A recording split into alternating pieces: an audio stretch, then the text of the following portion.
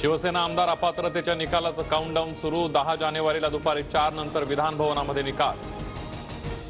निकालातील शाब्दिक त्रुटी दूर करण्याच्या कामाला वेग।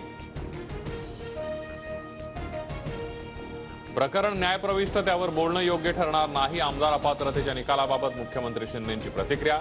तर विझलेल्या मशालीचा उजेड पडत नाही, शिंदेंचा ठाकरे गटाला टोला।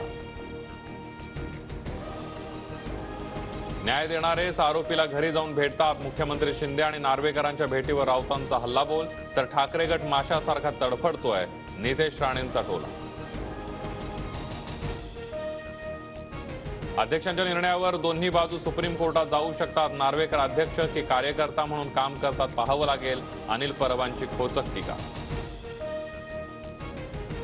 आम्हाला श्रद्धांजली अर्पण होते की आम्ही शहीद होतो ते 10 तारखेला बघू, मंत्री गुलाबराव पाटलांचं विरोधकांना उत्तर। राहुल नार्वेकरांचा निर्णय कायद्याला धरून नसणार, तो पूर्णपणे राजकीय असेल। तसं झाल्यास सुप्रीम कोर्टाची भूमिका काय हे महत्त्वाचं, काँग्रेस नेते पृथ्वीराज चव्हाणांची प्रतिक्रिया। वंचित महाविकास आघाडीतील घटक पक्ष संजय राऊतांचा दावा। तर प्रकाश आंबेडकरांनी अकोल्यातून लोकसभा निवडणूक लढवावी, संजय राऊतांची मागणी।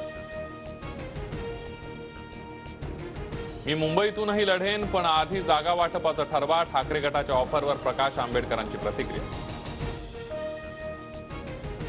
दक्षिण ईशान्य मुंबईतील जागेवरून वाद निर्माण होणार नाही, जागा वाटपाचा तिढा शरद पवार सोडवतील, खासदार सुप्रिया सुळेंची माहिती।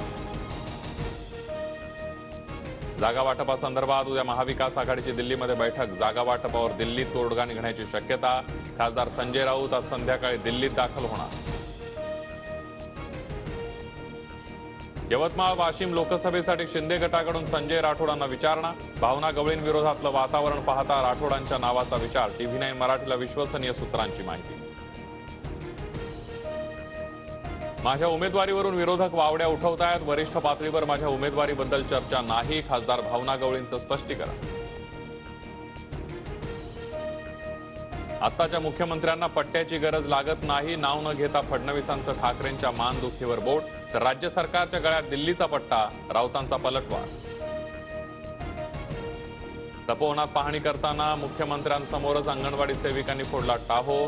योग्य आणि वेळेवर मानधन मिळावं, अंगणवाडी सेविकांची मागणी।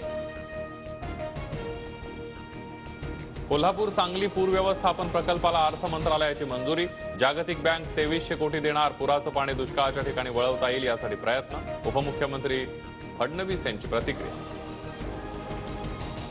20 तारखेपासून मुंबईमध्ये ओबीसींचंही आंदोलन होणार। 2000 गाढवं, डुकरं आणि गुरं घेऊन मुंबईला येणार। ओबीसी नेते प्रकाश शेंडगेंचा सरकारला इशारा। तलाठी परीक्षेमध्ये मोठ्या गोंधळाचा आरोप। परीक्षा 200 मार्कांची असूनही मिळाले 214 मार्क। विरोधकांच्या आरोपानंतर फडणवीसांकडून चौकशीचं आश्वासन। सोमवारी राज्यात 61 नव्या कोरोना रुग्णांची नोंद, तर JN1 विषाणूच्या रुग्णांची संख्या 250 वर गेल्याची माहिती। बांगलादेश सार्वत्रिक निवडणुकीमध्ये विजयानंतर पंतप्रधान मोदींचा फोन करत शेख हसीना यांना शुभेच्छा। भारत आणि बांगलादेशमध्ये जनता आधारित विकासाला प्राधान्य देणार, मोदींकडून विश्वास व्यक्त।